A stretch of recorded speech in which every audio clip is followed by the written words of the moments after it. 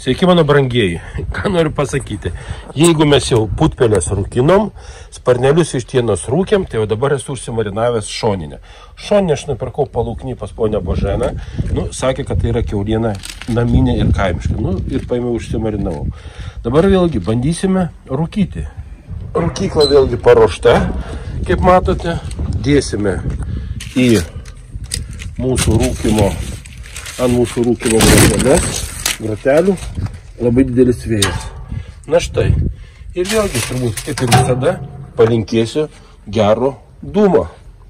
Iki pasimatymo, mano šoninė.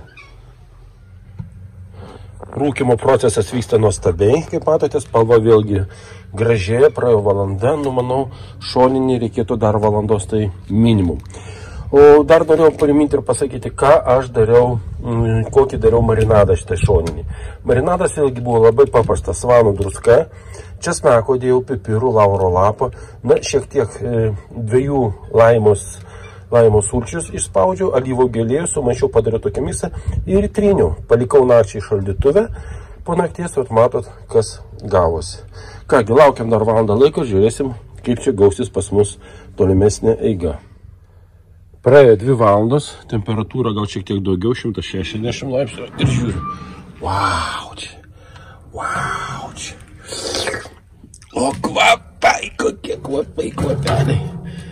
Ką, bandau dėti.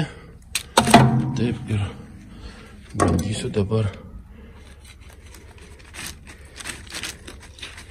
pasižiūrėsiu, ar išsirūkė ar ne.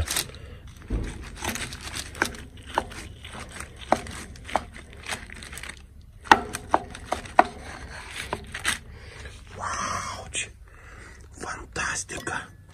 Fantastika. Patikausiu kabalėlį.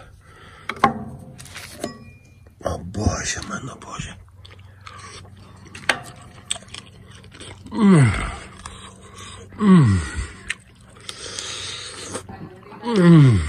Be žodžių skonis. Puikus tiesiog.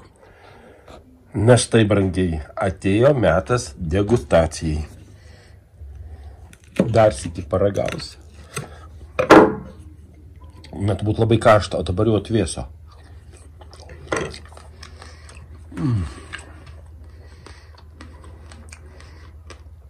Tikrai be žodžių. Na ką, sekantis etapas man liko dabar taip. Vištieną, paukštieną mes rūkėme, mėsą mes rūkėme, ta prasme kiaulieną, dabar liko dar žuvis. Esu pagavęs pas mano gerą bičiulį Dariuką upėtakių, tai va dabar sekantį kartą mes rūkysime upėtakius. Kągi, mėlyjei, iki pasimatymo ir vėlgi jums sakau, jums skanaus.